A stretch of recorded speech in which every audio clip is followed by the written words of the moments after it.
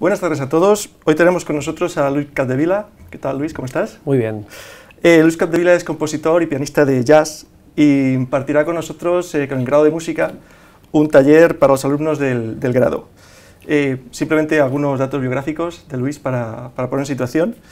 Empezó estudiando Derecho, ¿no? Luego, posteriormente, estudió Derecho e incluso hizo un máster en Estocolmo. Posteriormente, a sus 25 años, descubrió que realmente lo que quería era hacer música, ¿no? Hacer música de jazz. Y bueno, pues se fue a Nueva York, se fue a estudiar a la Aaron Copland School y con la ayuda de una beca Fulbright en Estados Unidos. Y bueno, al final, cuando terminó, se doctoró en artes en la Stony Brook de la universidad. Y actualmente, recientemente ha sacado un disco, en el 2016, Diáspora, que la verdad es que bueno, pues ha tenido bastantes buenas críticas, ¿no? En distintos medios. Bueno, es un placer tenerte aquí, Luis. El placer es mío de empezar esta colaboración, estoy muy contento. Antes de empezar, me gustaría presentarme más en lo musical, por lo que os propongo ver un trocito del vídeo Another Day, de este disco que mencionabas, Diáspora, el vídeo está grabado en la ciudad de Nueva York, un lugar donde yo residí durante 9 años, y que se dice que es la cuna del jazz. Yo realmente lo pienso así. Espero que os guste.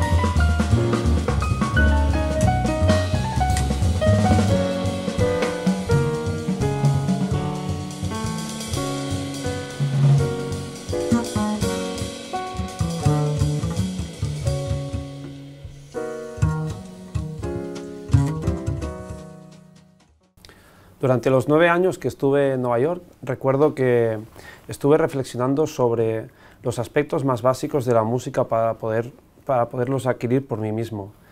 Esas ideas son las que me gustaría hoy compartir con vosotros. Por tanto, esta no va a ser una clase para músicos avanzados de jazz, sino más bien para el aficionado, prácticamente para todos los públicos. Antes de entrar en materia, me gustaría señalar los rasgos del jazz que a mi entender son más característicos. Esta es una música que se origina desde la necesidad de expresarse en un contexto de esclavitud, de discriminación social en Norteamérica. La comunidad afroamericana, muy rica rítmicamente, hizo la mayor aportación en la creación del género. Este elemento negro sigue muy presente todavía, puesto que si escucháramos una música en la que no percibimos pasión, mensaje o swing, podríamos afirmar que nos hemos alejado de la esencia del jazz. Me gustaría señalar que en el jazz, obviamente es muy importante la interpretación de las melodías, pero también tenemos la improvisación. Los maestros del jazz se conocen por sus interpretaciones y por sus improvisaciones, aunque se haya hablado mucho de sus apariencias y sus vidas peculiares. Eso no, lo que interesa es la interpretación y la improvisación que hacían. Aspectos que, a mi entender, deberíamos tener en cuenta en la interpretación e improvisación. Me gustaría remarcar unos cuantos. El primero, intentar encontrar la melodía y la armonía originales. Identificar los motivos y las frases que constituyen la melodía. Prestarle atención al ritmo de la melodía, a la métrica y al groove. Y también podemos averiguar si existe una letra. Escuchar versiones de maestros del jazz sobre ese tema. Y prestarle atención a la forma. Ahí es cuando quería hablaros de que las dos formas más comunes en el repertorio de jazz son el blues de 12 compases y los estándares de 32. Esto significa que si nosotros, como estudiantes del jazz, que ahora empezáramos a estudiar ese género, somos buenos en el blues y en los estándares, ya tendríamos medio pie dentro a la hora de desenvolvernos cómodamente en el repertorio del género en el sentido más clásico. Entonces, ¿qué es un blues? Bueno, pues vamos a hablar de tres significados. En primer lugar, la palabra blues significa melancolía o tristeza. En segundo, es un género musical que surgió a finales del siglo XIX en el seno de la comunidad afroamericana y se desarrolló desde cantos espirituales, canciones de oración, gritos de campo. En tercer lugar, y para lo que más nos interesa, es una forma musical. Consta de 12 compases. Las melodías se suelen construir en 3 bloques de 4 compases, porque de esta manera se proyecta una exposición, un desarrollo y una conclusión. Un claro ejemplo de esto sería la melodía de Blue Monk de Thelonious Monk.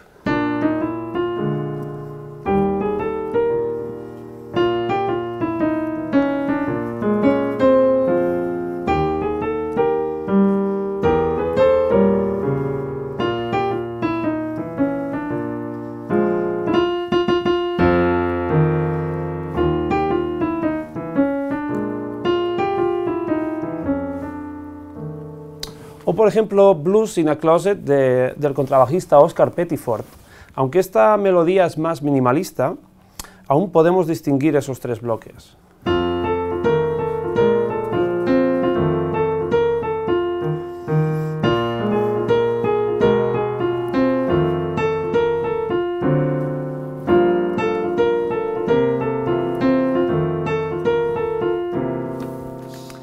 La armonía básica del blues es la siguiente.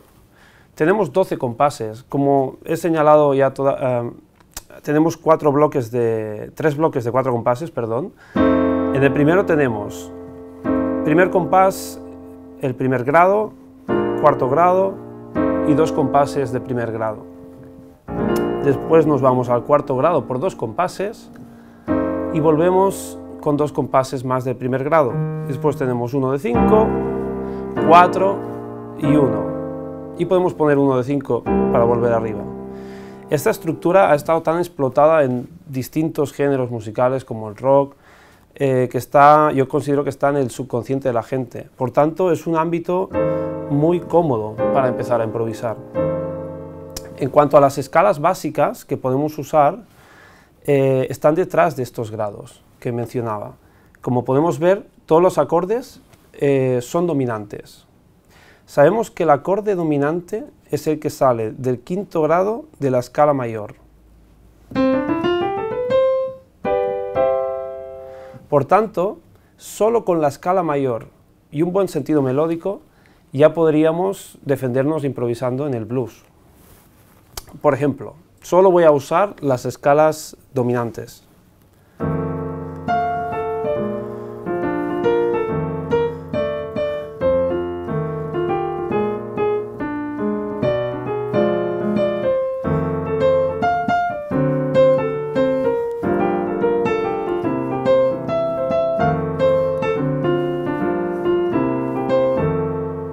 Ya podríamos empezar a improvisar. Y el único conocimiento que estoy usando es la escala mayor, que todo el mundo puede saber fácilmente. Una manera de saber qué escala tocaríamos, por ejemplo, en Fa dominante, es pensar que esta escala se origina en el quinto grado de Si bemol. Por tanto, se trata de la escala de Si bemol mayor empezando por Fa. O sea, la escala de Si bemol mayor, pero empezando por Fa. Nótese que esa escala, que la séptima es menor. La solemos llamar séptima bemol. Bueno, esa escala normalmente la llamamos mixolidia, pero quería demostrar que viene de la mayor. Entonces, un recurso más que podemos, o que está un poco implícito en el blues, son las blue notes. Son el tercer, el quinto y el séptimo grado bemoles. No son excluyentes, es decir, las combinaremos con el tercero, quinto y séptimo grados musicales. Son una herramienta eficaz porque nos permite adquirir un sonido bluesy en el acto.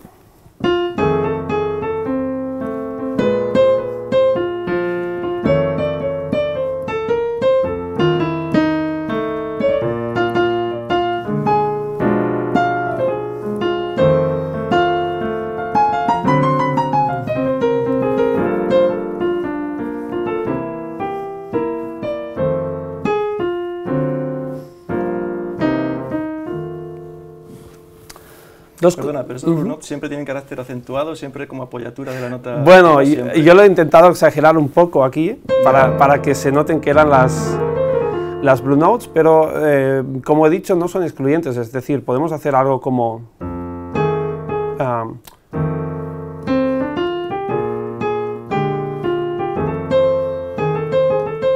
bemol 3, tercera natural.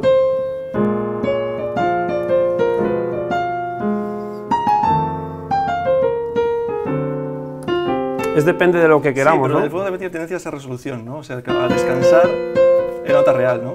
Ajá. Por eso me gusta hablar de blue notes y no de escala de blues. Mucha gente habla de la escala de blues y ya pone la directa a tocar una escala de blues, que entonces ahí sí que se excluyen algunos grados. A mí me gusta verlo como que es un color que nosotros le damos para sonar un poquito más blues y más jazz, ¿no? Entonces, en el blues también se usa mucho el call and response. Es como en la comunicación humana, pues un músico toca algo durante 2 compases y el otro responde. Y para terminar el blues me gustaría hacer énfasis de que es una música que nació de la expresión de emociones y que tradicionalmente el cantante de blues, más que contar historias, intentaba plasmar o expresar sentimientos tales como la tristeza o la melancolía. ¿Le puedo hacer una pregunta? Ajá. ¿Se puede...? O sea, el blues ha sido un género muy explotado, ¿no? ¿Tú crees que hay margen para innovación dentro del campo del blues actualmente? ¿Innovación en qué sentido? Sí, vamos a ver, el blues es un género muy... O sea, tenés esta rueda, ¿no?, de serie de acordes. Entonces, hacer nuevas sonoridades en base a esa estructura de blues, a esta rueda de acordes. Bueno, pues la verdad es que sí que ha estado explotadísimo, ¿no? Ya desde los años 40 o 50, cuando Charlie Parker lo convirtió en eso.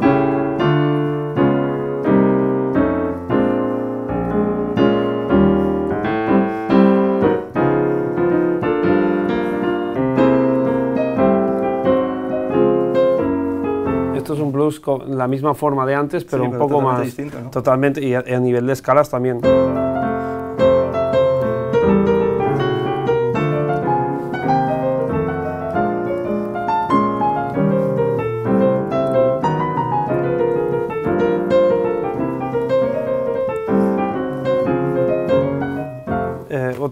Sí, totalmente. Sí, a ver, no sé, yo supongo que sí que se puede, ¿no? Porque todo es posible en la vida. Sí que es verdad que he estado explotadísimo, pero bueno, siempre hay margen para llevarte las cosas a tu terreno y ser original. Es una forma que funciona muy bien porque todo el mundo la conoce. Entonces, ahí en Nueva York, bueno, pues conocía a músicos, ¿no?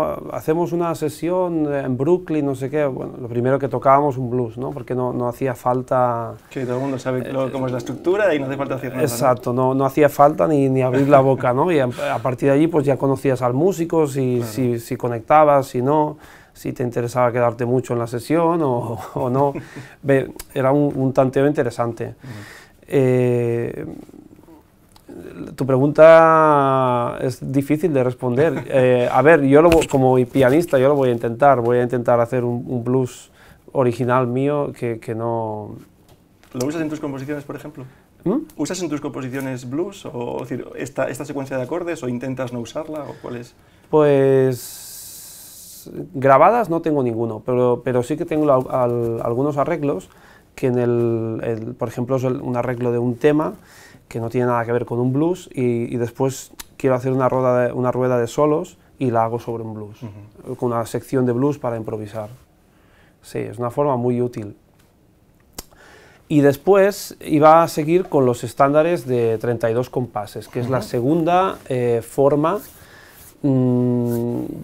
más común del repertorio de jazz. Hemos dicho el blues y los estándares de 32 compases, que si dominamos esos dos moldes, nos va a ser muy fácil o más fácil podernos meter dentro del jazz. A ver, un estándar es un tema que normalmente es conocido por un gran número de músicos de jazz, que ha sido objeto de numerosas grabaciones y que se recurre con frecuencia en las jam sessions, en estas reuniones informales de músicos y en actuaciones. I Got Rhythm, de George Gershwin, fue una canción compuesta para el musical Girl Crazy en 1930. Este es el estándar, diría yo, AABA de referencia cuando hablamos de estándares de 32 compases. Seguro que os suena.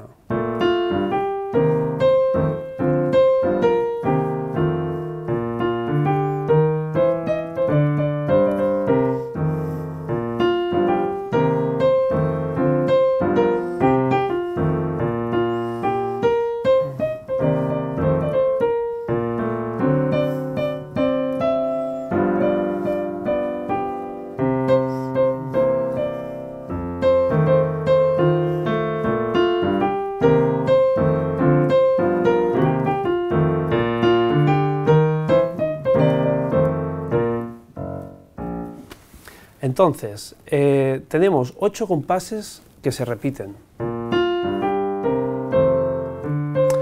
8 que contrastan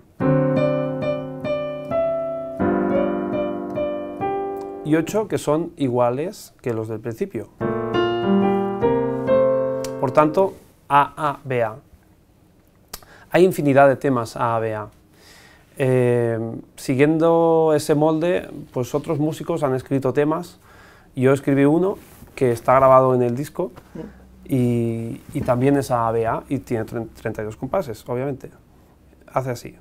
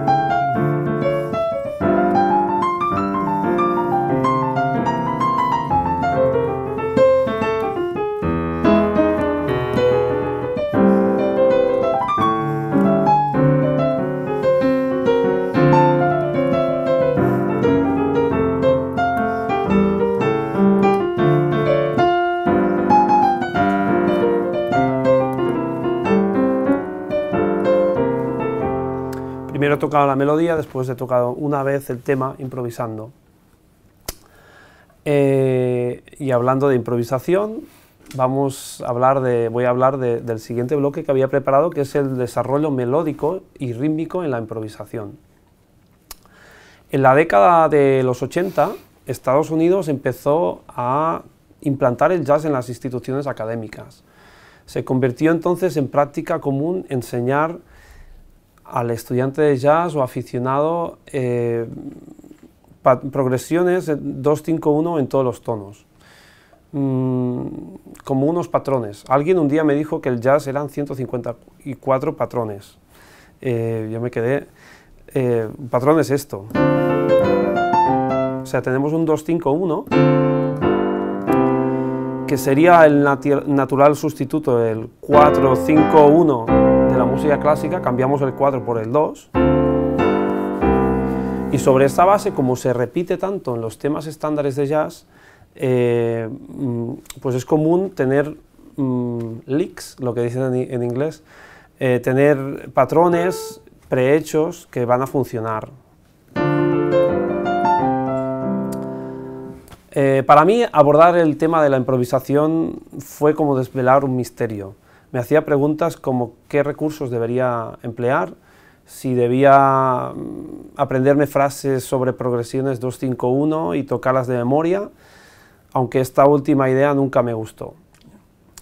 Sin embargo, sí lo hacía el 90% de los músicos que me rodeaban entonces.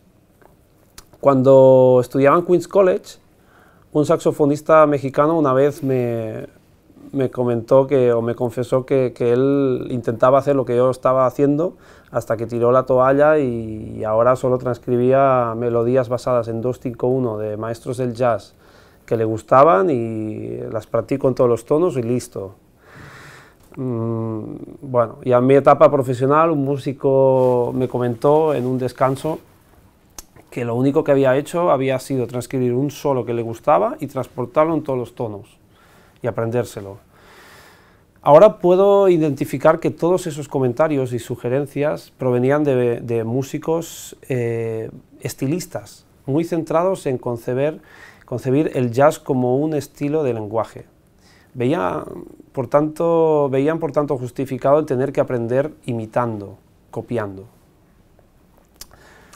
Perdón, Luis, claro, en el fondo todos estos links son clichés, ¿no? Entiendo. Cliché, sí. Entonces, ¿hasta qué punto es Claro. interesante aprender esos clichés y volcarlos, ¿no?, cuando estás improvisando?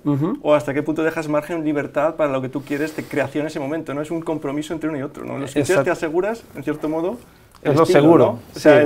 es como ir Exactamente. a lo que no te falla, ¿no? Sí, sí. Pero, claro, es un compromiso entre lo que no te falla y la creatividad, ¿no? ¿Entiendes? Es así, ¿no? Exactamente así, ¿no? Es como si vas a terminar una canción, pues hay gente que... un cliché, ¿no? Y otro pianista a lo mejor desarrollaría una cosa personal suya y lo terminaría también a tiempo. Sí, lo veo.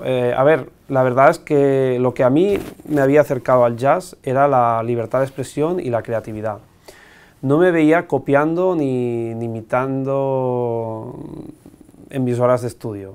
Con el paso del tiempo fui dándome cuenta que quería aprender recursos musicales que me permitieran expresarme creando a tiempo real, en lugar de soltar una parrafada previamente aprendida. Tenía pues que aprender recursos para desenvolverme en un entorno creativo.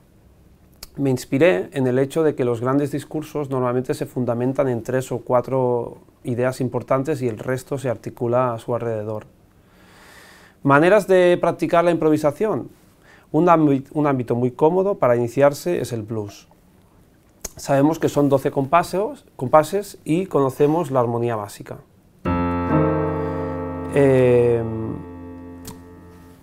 Durante unos 3 años estuve yendo a unos talleres que hacía el pianista Barry Harris en Manhattan y me impregné de una manera de ver la música que me ha llevado a contaros que la escala aplicable en un blues es la dominante, o dicho de otro modo, la escala mayor sobre la que el acorde resuelve, empezando por el 5º grado. Sin embargo, hay que hacer cosas con las notas y la escala, y la pregunta es, ¿qué hacemos? Antes de irme también a Estados Unidos, Chano Domínguez, el gran pianista español, me recibió en su casa para una masterclass y me habló del sentido melódico. Me contaba que cuando uno va a una jam session y alguien pide tocar un blues, es fácil pensar, esta es la mía, ahora puedo tocar todo lo que sé. Esta actitud es un error, pues hay que preservar el sentido, la coherencia melódica, el espacio y la construcción de motivos. Ya en Nueva York, estudiando con el pianista Steve Kuhn, me dijo, ¿puedes coger un motivo y mantenerlo toda la forma del blues? O más tarde Bruce Barth, otro pianista, me remitía al saxofonista Jerry Bergonzi, que tiene un método de practicar con los motivos 1, 2, 3, 5. 1, 2, 3, 5, por ejemplo, si estamos en Fa sería esto. Y hacer variaciones, ¿no? Y en el tiempo también, transportándolo. En Manhattan cada semana iba a jam sessions. En ese contexto descubrí que la inseguridad, la ansiedad, la ignorancia de un músico a la hora de improvisar está relacionada con sus lagunas en los elementos más básicos, que son los que he apuntado antes, como saberse la melodía, entender los motivos y las frases que constituyen la melodía, el ritmo de la melodía, la métrica y el groove, conocer si existe una letra, la forma. Entonces, vamos a centrarnos en un blues. Cogemos, por ejemplo, Blues in a Closet en Fa. Pero esta vez lo vamos a hacer con metrónomo. Practicar con metrónomo nos va a permitir profundizar en el tempo. Podemos tener metrónomo descargando una aplicación móvil, hay miles. Empezamos con un tempo medio, por ejemplo, de negra igual a 140. Para trabajar el swing lo vamos a poner a la mitad. Entonces, cada clic que vamos a escuchar va a ser el tiempo 2 o 4. 1, 2, 3, 4, 1, 2, 3, 4.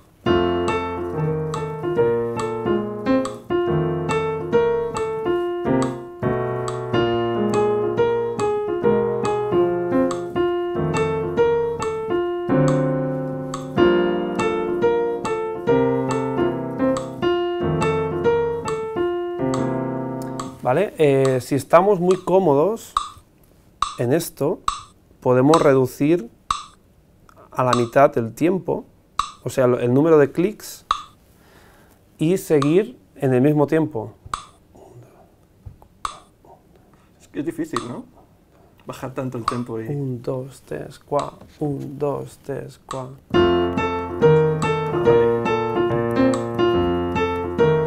Es difícil, pero si lo hacemos, reducimos la dependencia del metrónomo.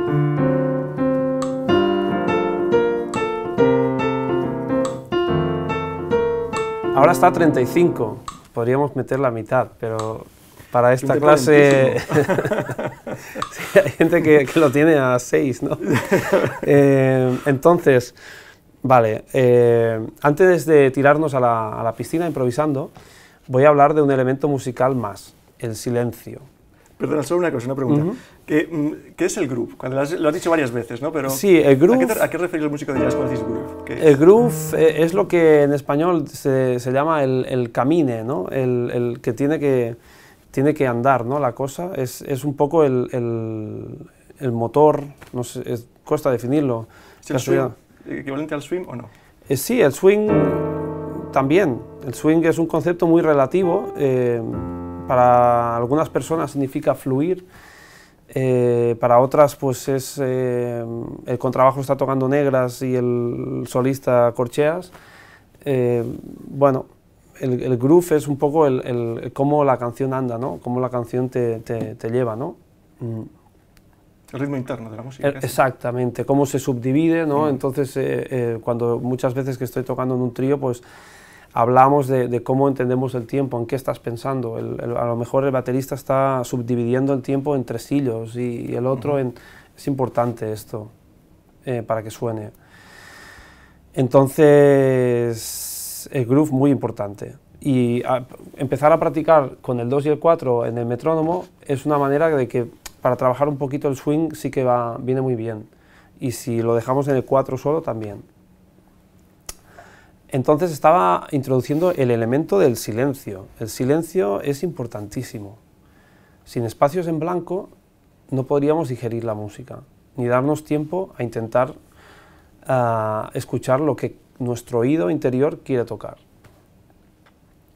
Entonces, lo que yo voy a recomendar ahora, así como, bueno, vuelvo a poner el metrónomo a 70, ¿no?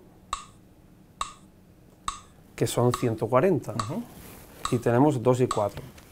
Entonces podemos coger el 1, 2, 3, 5 y tocarlo en todos los acordes. Solo para romper un poco el hielo.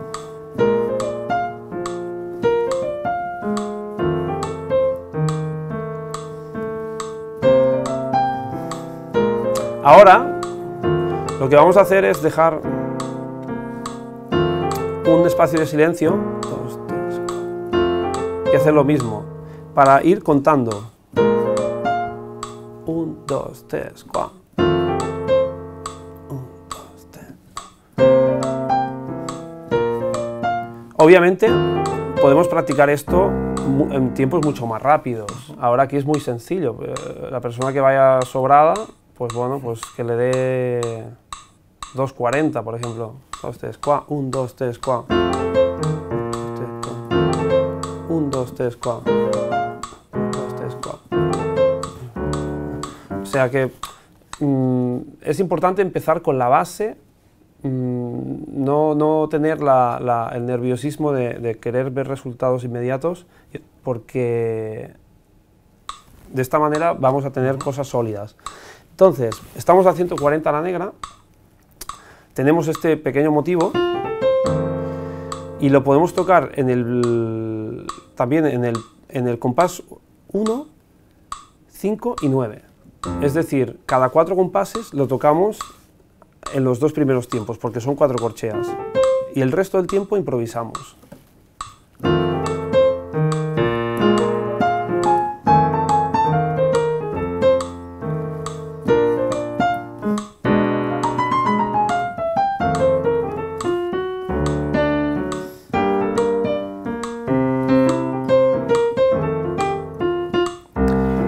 La manera que a mí me gusta, o sea, el motivo por el cual cuento esto, es porque hay muchos músicos que cogen la guitarra o lo que sea, se ponen a improvisar y se pierden allí, ya no distinguen nada en esos niveles amateurs. Empiezan a comerse tiempos, beats, sí, compases, y es como que al final pues están tensos y dicen, eso no funciona, ¿por qué no funciona, no? Entonces lo que yo estoy intentando hacer con este pequeño método, que es muy básico, y que creo que todo el mundo puede hacerlo, es que el cerebro no se vaya, es decir, intentar mantenernos presentes en lo que estamos haciendo. Entonces, si vamos a hacer lo del silencio, un compás tocamos el motivo y un compás tenemos el silencio, tenemos que estar contando, no podemos estar pensando en no sé qué. 1, 2, 3, todo esto nos va metiendo más adentro. Una vez estemos muy cómodos, bueno, pues esto suena como un ejercicio, ¿cómo puede sonar más musical? Bueno, la primera oportunidad ya ha sido cuando tocamos el 1, 2, 3, 5 y teníamos 3 compases y medio para llenarlos, con el tope de volver a... Eso nos mantiene en nuestro lugar. Bueno, pues podemos añadir las Blue Notes, que ya las conocemos. También podemos tocar tríadas. La tríada es una estructura muy potente en la música. Cuando tocamos tríadas es como que todo tiene una coherencia, ¿no? Entonces, ¿por qué no usarlas?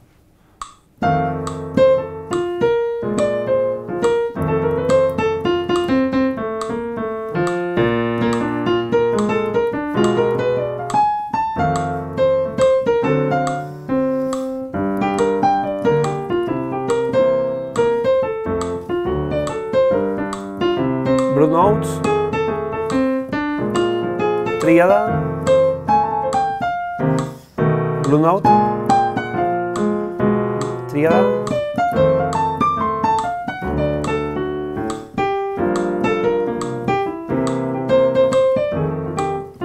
para empezar jugando un poco. También es importante que mantengamos un contraste rítmico. Tocamos negras, corcheas, tresillos, semicorcheas, síncopas, es decir, que haya una variedad, una riqueza rítmica, ¿no? Y cuando estemos bien cómodos, intentar pensar en motivos melódicos. Empezar ya la música.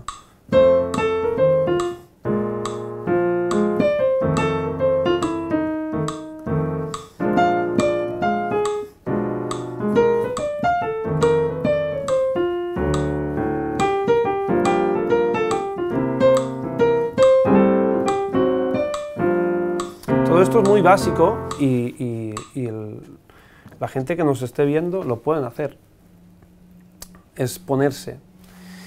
Practicando... Es muy básico, pero no es tan fácil, ¿eh? Bueno, es... Sobre todo para los músicos de música clásica, ¿no? Que muchas veces no estamos acostumbrados al tema de improvisación o que no está... Bueno, porque no se suele trabajar, ¿no? En profundidad.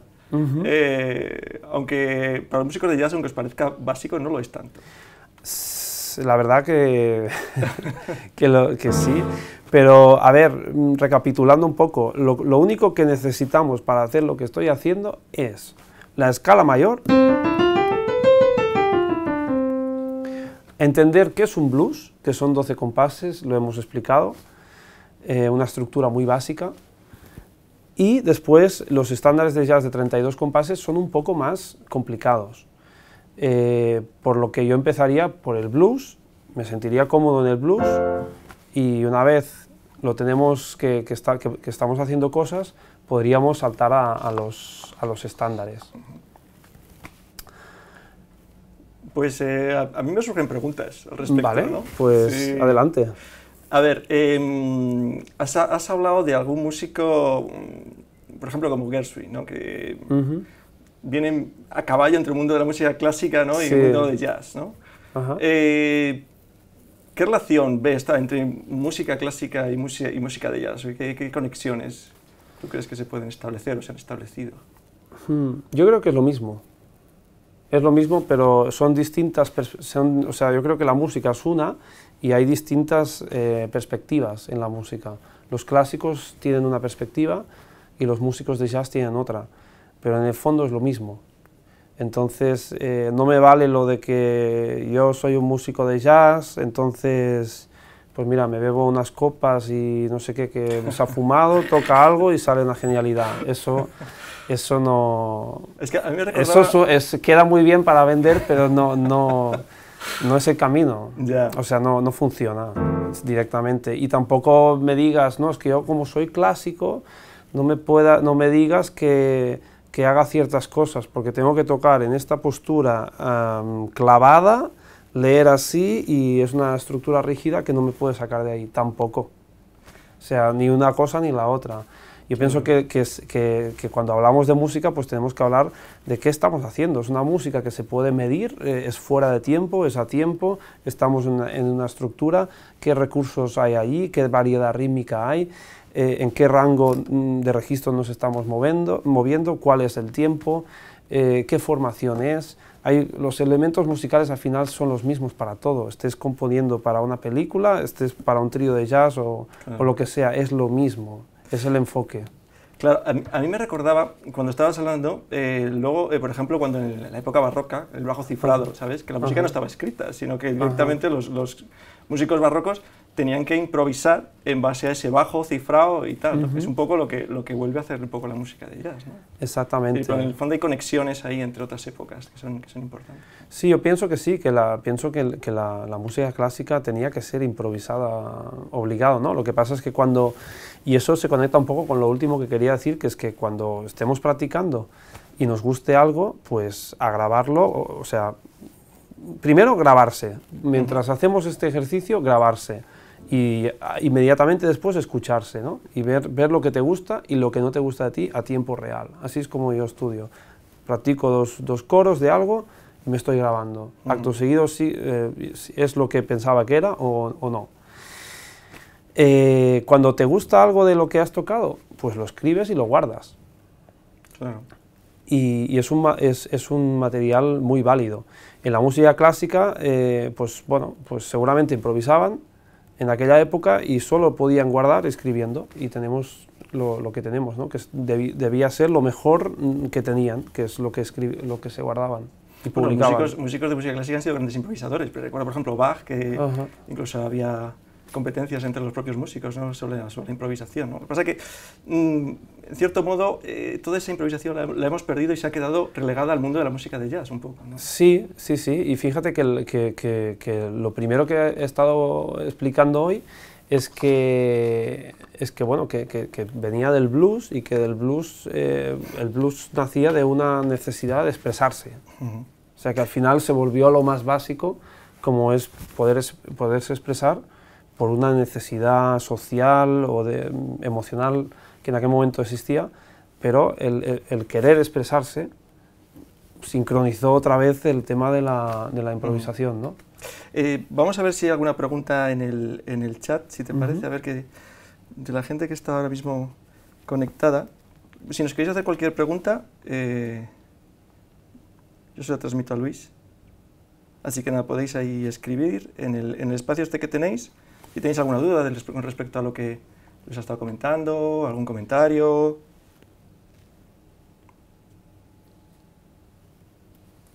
Vale, pero es muy chiquitito, voy a intentar leerlo. Katia dice, en principio no, todo muy bien. Bueno, si tenéis alguna duda, alguna pregunta, algo que le queréis preguntar a Luis, la verdad es que es un lujo tenerte aquí. Bueno, yo estar aquí y que sí, que si alguien tiene alguna si pregunta, tiene alguna ahora duda, es el alguna momento. pregunta. 30 segundos.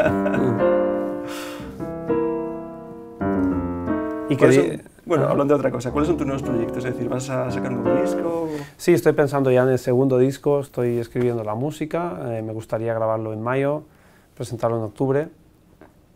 Y aparte de esto, pues tengo un par de proyectos también en el tintero que de momento pues estoy empezando, no están tan sólidos, pero estoy conciertos, tocar por distintas ciudades presentando mi disco primero todavía.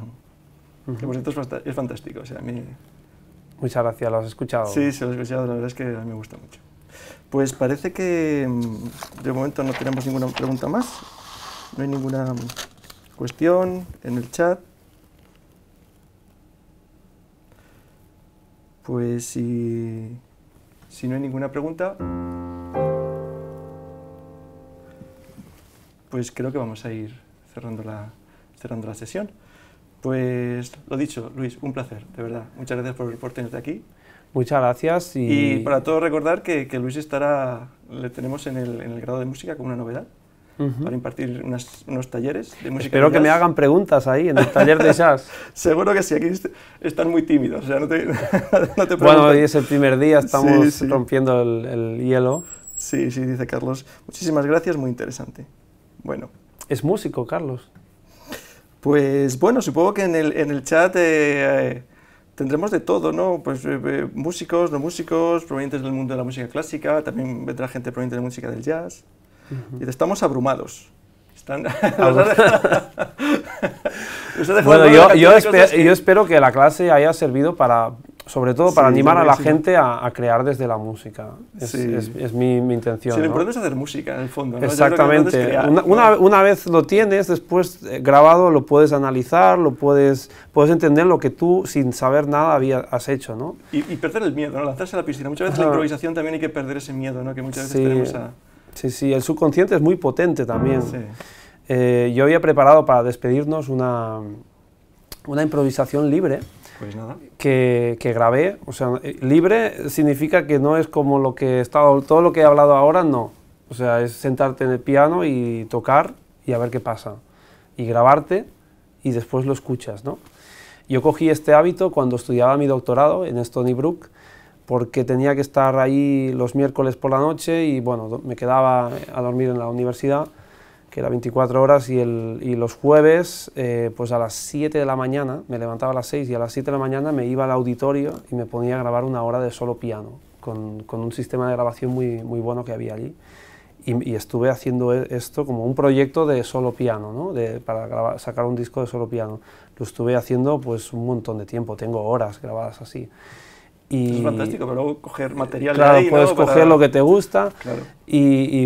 pero era totalmente sin pensar nada, era sentarse en el piano y aquella hora que estaba prácticamente dormido, porque había dormido 5 horas en un sofá y ponerte a tocar, y salían cosas muy interesantes. Y una de las que salió es lo que vamos a escuchar ahora, que, bueno, pues como...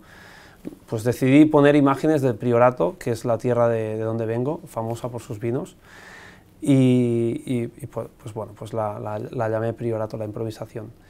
En fin, quiero decir muchas gracias por vuestra atención, gracias Víctor Padilla y a la UNIR por tenerme aquí este ratito, ha sido un placer. Es un placer enorme, de verdad. Muchas gracias. Gracias.